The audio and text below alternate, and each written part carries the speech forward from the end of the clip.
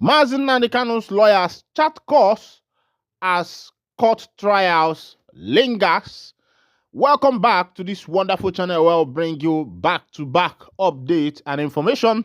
In case it's your first time of joining us on this wonderful channel, you kindly go ahead and subscribe, like, comment, share, and also remember to on your notification button so that whenever our news drop, it will be the first. We will collect them. Let's go down to the information of the day.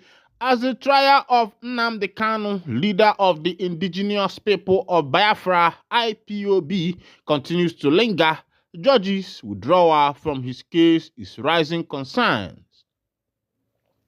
The Nigerian government has been prosecuting Kanu since 2015. He is standing trial for several charges ranging from treasonable felony to terrorism. In 2017, Justice Binta Nyako of an Abuja Federal High Court granted him bail in the sum of 100 million, but the IPOB leader absconded from Nigeria after the military alleged invaded his residence in Afaruku, Abia State. Kanu was, however, rearrested in July 2021 in Kenya and subjected to extraordinary rendition back to Nigeria, where he was rearranged on charges bordering on terrorism. In October 2022, the Court of Appeal in Abuja discharged and acquitted Kanu of all the 15-count charges, describing them as illegal and unlawful.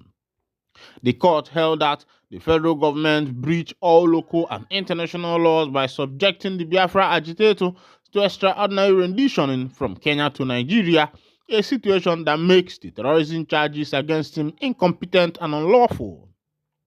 However,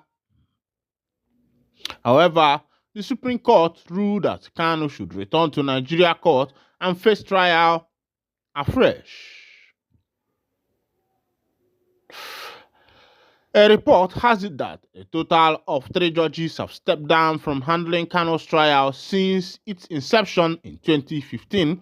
In December 2015, Justice Ahmed Mohammed stepped down from Kanu's trial after the IPOB leader said he had no confidence in him.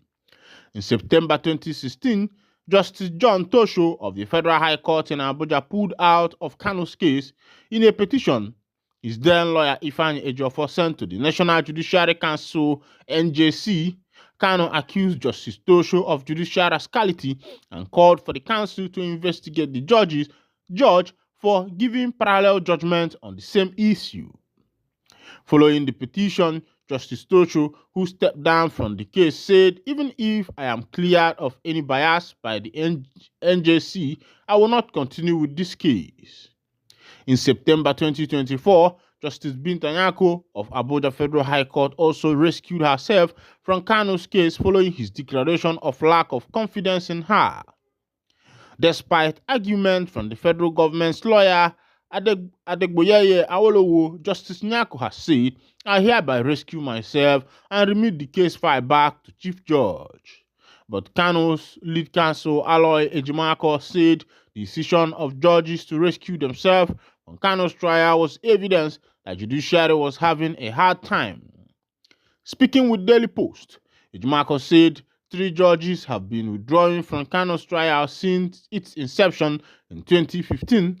This is affirmative evidence that judiciary is having a hard time or a conflict with coming to a verdict that Kanu committed any real offense. Another incident that demonstrates the conflict within the judiciary is the acquittal by the Court of Appeal that was reversed by the Supreme Court on reasons that do not comport with the good law. Yet, another point of judicial conflict in the case is the inexplicable refusal of Justice Binta Nyako of the Federal High Court to abide by the finding of the Supreme Court that Kanu did not jump bail. These anomalies have posed complexities that are not supposed to be allowed in a society governed by rule of law and fundamental fairness. Ejimako said the IPOB leader must be treated in accordance with the Constitution. He added that if the Supreme Court restored Kanu's bail, judges would need to step down. To break what you called a jinx of judges rescuing themselves All that is required is for Kanu to be treated in accordance with the law and the constitution. For instance, he is not supposed to be detained at the DSS where his preparation for trial are hampered by the monitoring of his conversation with his lawyers and interdiction of his confidential legal documents. Sometimes, the DSS even block his lawyers from meeting with him. He is supposed to be detained in prison or a correctional facility that does not engage in such unconstitutional act. Another fairway is for his bail to be restored as the Supreme Court held. This is even better because a court of judge that refused to follow the Supreme Court and restore Kanu's bail is unlikely to give him a fair trial. One might also add that it is up to the government of the day to discontinue a trial that has become albatross and a blight that make this administration look like the infamous one is succeeded, he added. On his part, activist lawyer Nnamdi Idam suggested that with a fair trial, judges would need to rescue themselves from Kanu's trial. Idam told News, the only thing here is a fair trial, where the trial is seen to be fair and not just fair, where the trial is just and speedy, where there are no needless delays on the part of the state. You can see that the state has made a series of applications for amendment of the charges. Those amendments led to the matter to be protracted. The delay was occasioned by Nnamdi Kanu or his team, but by the state. When you have that delay, many things would have lasted. The period the case lasted in Justice Nyako's court, it could have been concluded without needing to get to this point. The case has lasted in that court for many years, whereas the case could have been concluded within a few months. The state is not interested in giving Kanu a fair trial, but only interested in getting him thorough, horrendous experience. 2 or 3 months is enough to conclude the trial. The continued prosecution of Nnamdi Kanu, leader of the indigenous people of Biafra IPOB, has not solved any problem or security issues in Nigeria. The state has a right to enter a law called null proseq, a constitutional right given to the Attorney General to decide to discontinue a case instituted by the federal government. Anybody undergoing criminal prosecution is undergoing that at the instance of the state. The Attorney General can decide to prosecute 2 out of 10 people for a crime and nobody will question him for not prosecuting the others. He can decide to withdraw the same case along the way. It is sound and honorable thing for the judge to rescue herself from a case if the judge entertains an application requiring her to rescue herself, especially when such an application is meritorious. Ejimako also noted that Kanu's case is still open to both political and judicial solution. The 2 parties you mentioned, political solution and the judicial solution, are foreclosed. They are still open and ongoing. Presently, the legal team is working quietly to ensure that Kanu's case is treated in accordance with the Constitution, equity, and good conscience, he added.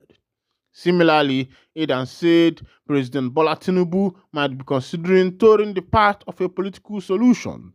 He suggested that the president might be consulting with relevant stakeholders on the need to consider a political solution in Kanu's case.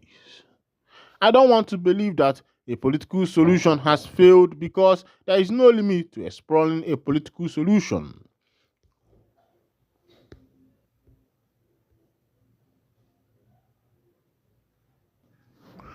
Alright, my wonderful people, I don't see as that matter they go concerning Mazi Nnamdi Kanu Ohamadike, one of Ndigbo Odogwana Manzunanya.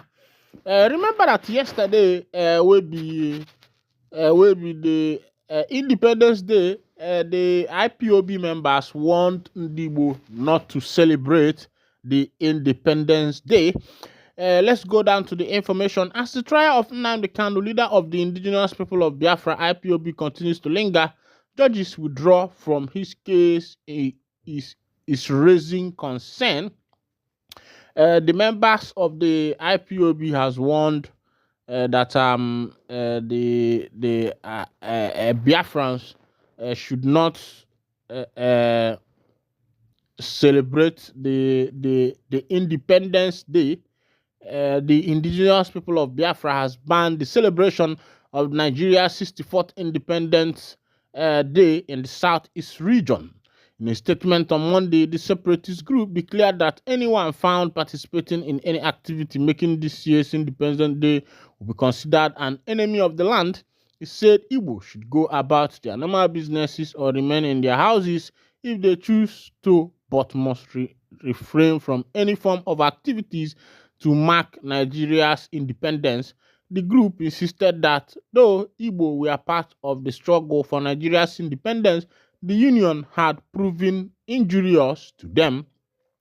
The Directorate of State of the Global Family of the Movement of the Indigenous People of Biafra wishes to remind Biafrans at home and in the diaspora that the ban on the celebration of the Nigeria's annual October 1st Independence Day by Biafrans is still in force.